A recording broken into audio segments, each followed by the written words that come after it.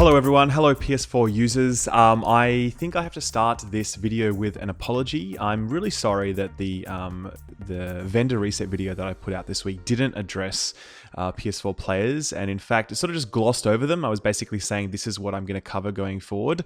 I guess the reason I was doing that is because I actually don't own a PS4, and I can't actually cover your stuff because I don't have a PS4, or at least that's what I thought. I was like, oh well, this is all I can do, so I'll just say that that's what I'm going to do, and that's it. But obviously it came off very much like I don't care, and I was just willing to neglect a huge portion of the people that watch this video each week. So I'm really sorry, because that was really thoughtless, and that's not cool. And I definitely got a huge amount of feedback from people being really disappointed in that, and I just wanted to acknowledge that up front and say that that was not okay.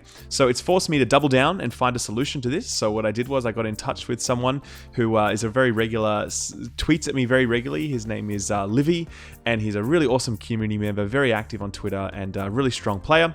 And he very graciously offered to record the vendors at that's still available on PS4, so that I could then provide the recommendations for the week. So that's exactly what I'm going to be doing now, and I'm going to see if I can do this again next week, depending on how the vendors shake out. You guys will get your update patch on Tuesday, and I'm not sure how that's going to work with the vendors and whether or not they're going to be aligned or not. But if they're not aligned, I will continue to do vendor reset videos until such time as they are aligned, which obviously would be at the very latest on August 2nd. So with all that introduction out of the way, let's get into it right now. So the very first thing that I'll say is I really don't recommend spending any of your Phoenix credits unless you're looking to dump some of them. Reason being that PS4 players are going to get weapon recalibration on Tuesday. That's coming in that patch.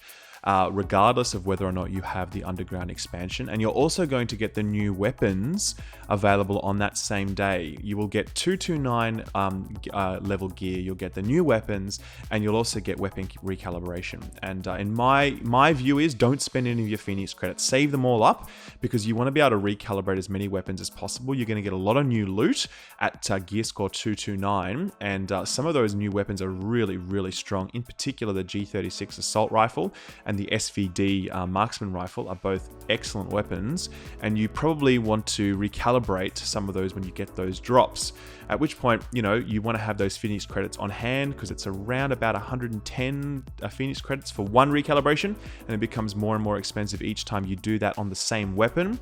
So for that reason, my advice is save those Phoenix credits for this next little bit, because you're going to be able to use them better elsewhere. If however you were looking to dump some Phoenix credits and you really wanted to spend some cash in the lead up to the expansion, these are the recommendations for what you might purchase. So first up, we have a first wave Vector 45 ACP. Now obviously the Vector has copped a 10% nerf recently, so that has hit it fairly hard. It's no longer as competitive as it used to be, and the talents on this one are really not great. Talented, dominant, and stable are all pretty much entirely wasted on this weapon. I think it's a pretty easy one to say that this is a quick pass for PS4 players. Don't buy this weapon. Moving right along, we have on the LMG it's a military M60. It's got predatory. It's a talent that's just seen some nerfs. It now heals you for your health as opposed to for the target's health, so it's not quite as good. We have skilled headshot kills with this weapon. Will reduce your skill cooldown by 11%, which is quite nice. And then we have ferocious. Damage against elites is increased by 14%. That's named and elites. Really good for PvE, obviously a very efficient talent, but obviously totally useless for PvP. I don't think this is a terrible weapon, to be honest with you. It's a good all-rounder if you're looking to get to grips with the M60, so I would check it out if you like. Finally, we have a tactical Super 90 shotgun. It's a level 182. It's got ferocious, it's got unforgiving, and it's got determined. I really wouldn't recommend this one. It's obviously it's only a 182. The talents on it aren't particularly spectacular, and I really would recommend saving those Phoenix credits, because I'm very sure that they're going to be used much better on weapon recalibration and other such things. Moving along to the DZ3 vendor, we see that it's actually this week got something quite interesting. It's got an MP7. Now the MP7 is one of the best, if not the best SMG in the game at the moment. I've just done a video on that. However, the one that you're seeing here is only it's a 182, which is a bit of a shame. And sadly, it's got some pretty disappointing talents on it as well. First up, we have Destructive, which is really nice, very efficient talent in PvE, does absolutely nothing in PvP.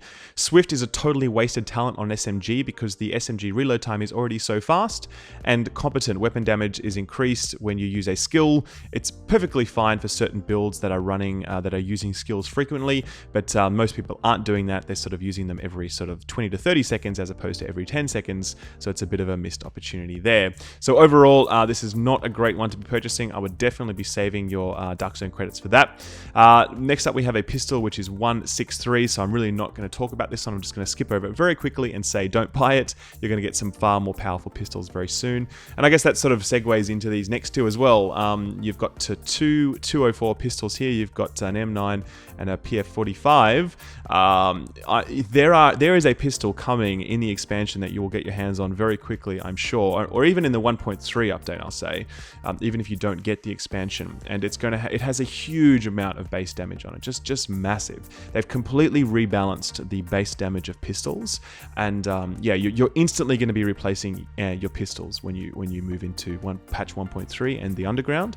So don't buy this, complete waste. As for blueprints, we see a black market M60.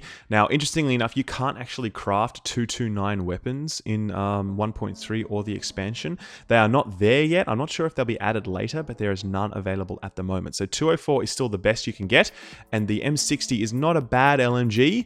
I personally wouldn't be spending 200,000 Darkzone funds on it, though. I don't really want to be crafting lots and lots of gear score 204 items, given that the 229 items are just so much more powerful.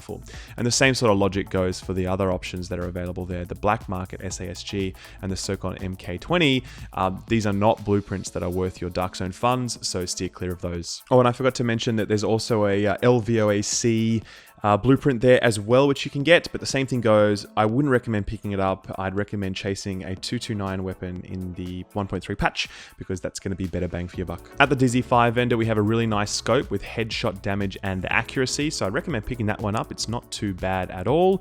The good thing about mods is that, of course, they carry over into the new expansion and 1.3, and they still maintain their worth. We also have a high velocity magazine, crit hit chance, and reload speed. Don't recommend this one. Reload speed is not a particularly good thing to be putting on a mod. In terms of blueprints, we have the CQB-SS scope. We've got the rugged mini reflex sight, which is not too bad, to be honest with you. Minis are pretty hard to come by, so being able to craft that is nice.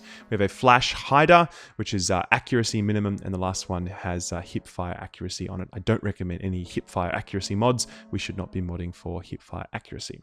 And that's pretty much it, guys. That's the highlights of the vendors. I'll be, as I said, doing this again next week, depending on how the vendors all shake up with patch 1.3 on PS4. Again, sorry guys didn't give you more sort of recognition in my first video. I know that it really sucks to be a PS4 player right now. Like, I totally get that, and I really hope that you know, I know that I sort of added more injury to insult by just completely ignoring you guys, and I feel really bad about that. So I hope this makes up for it. I'll do the best I can next week and every week until it's sort of the two vendors are normalized, and we'll take it from there. But yeah, best of luck, guys. Enjoy yourselves. Not long till patch 1.3 now, and I guarantee you will enjoy it when it arrives. It's a really great patch. I've really been loving it. So take good care, guys, and PS4 players, I will see you very, very soon. Take care now. Bye-bye.